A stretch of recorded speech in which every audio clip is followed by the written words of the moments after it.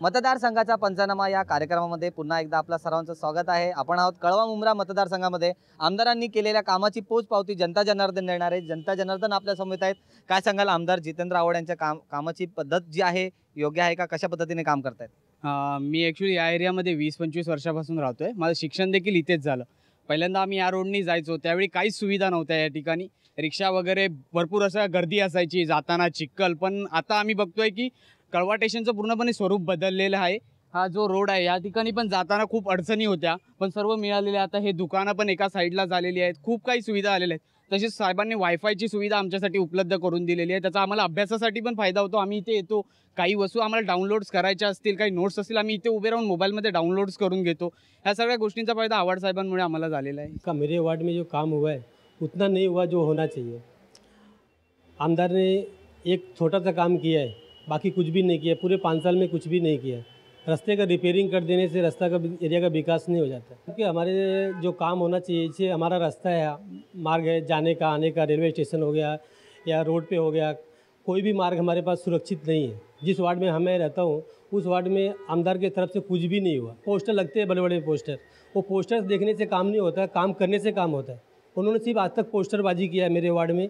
अगदी चांगलं वाटतं काम, सगळं सोय सुखसोयी करतात, सगळं व्यवस्थित आहे सगळं। ह्या विभागाचे जे आमदार आहेत ते म्हणजे वेगळेच आहेत आणि त्यांनी एवढी कामं इतकी केलेली आहेत की जनतेने न सांगताही त्यांनी आपल्या मनाची जी कामं केलेली आहेत ती आम्हाला खूप म्हणजे विकासाची कामं इतकी आणि रस्ते इतके छान केले आहेत। जे कळवा मुंब्रा आणि खारेगाव हा जो विभाग जो त्यांनी जो म्हणजे जो सुशोभित केलेला आहे तो इतका आहे की मला तरी असं वाटतं की एवढ्या वर्षात म्हणजे मी राजकारणात एवढ्या 25 वर्षात मी उतरले, पण अजून इतकं कोणत्याही आमदारांनी इतकं तरी केलेलं नाही आहे। आणि आमच्या म्हणजे ह्या विभागाच्या ज्या आमदारांकडे कोणत्याही क्षणी किंवा केव्हाही त्यांच्याकडे त्यांचं दार ठोठवा किंवा त्यांना फोन करा, केव्हाही ते अवेलेबल असतात। मी जेव्हा पहिलीला होती तेव्हापासून इथे आली आहे।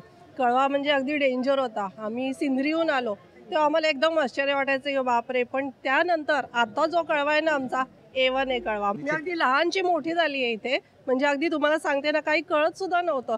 तेव्हा आम्ही खेळायला जायचो तर भीती वाटायची, पण आता बिंदास मी 2:30 वाजता शूटिंग करून येते, मला काही वाटत नाही। निश्चितच आपण ऐकलंय की जनता जनार्दन जी आहे त्या प्रत्येकाला असं वाटतं की आमदारांनी जे काही सकारात्मक बदल करायचे होते ते केलेले आहेत। त्याच्यामुळे पुन्हा आमदार जितेंद्र आव्हाड यांना याच मतदारसंघातून निवडून द्यायला काही हरकत नाही, अशा पद्धतीच्या प्रतिक्रिया, संमिश्र प्रतिक्रिया आलेल्या आहेत। कळवा मुंब्रा मतदारसंघाचे विद्यमान आमदार तथा वैद्यकीय शिक्षण मंत्री जितेंद्र आव्हाड हे आपल्यासोबत होते। त्यांनी आपल्या मतदारसंघातील कामकाजाचा आढावा घेतला। आता तुम्हाला सामोरं जायचं आहे आगामी विधानसभा निवडणुकांना, नवीन काही लक्ष असणार आहे, कशा पद्धतीने?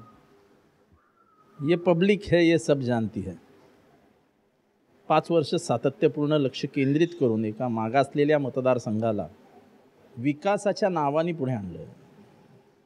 खास करून इथल्या रेल्वे स्टेशन, इथले नवीन होऊ घातलेले रस्ते, कळव्यामध्ये शासकीय योजनांच्या माध्यमातून 1000-1500 कोटी रुपयाच्या आलेल्या योजना, हे सगळं जनतेला बरोबर समजतं आहे।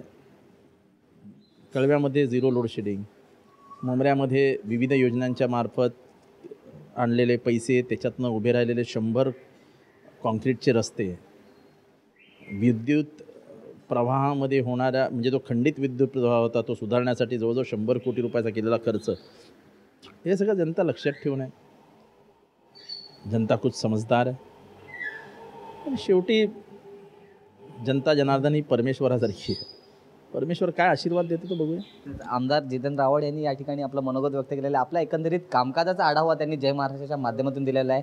मतदार माय भगिनी, मतदार बंधू कशा पद्धतीने त्यांना प्रतिसाद देत आहेत हे आपल्याला आगामी विधानसभा निवडणुकानंतरच कळणार आहे। व्हिडिओ जर्नलिस्ट मंगेश शिर्केसह संदेश शिर्के, जय महाराष्ट्र, ठाणे।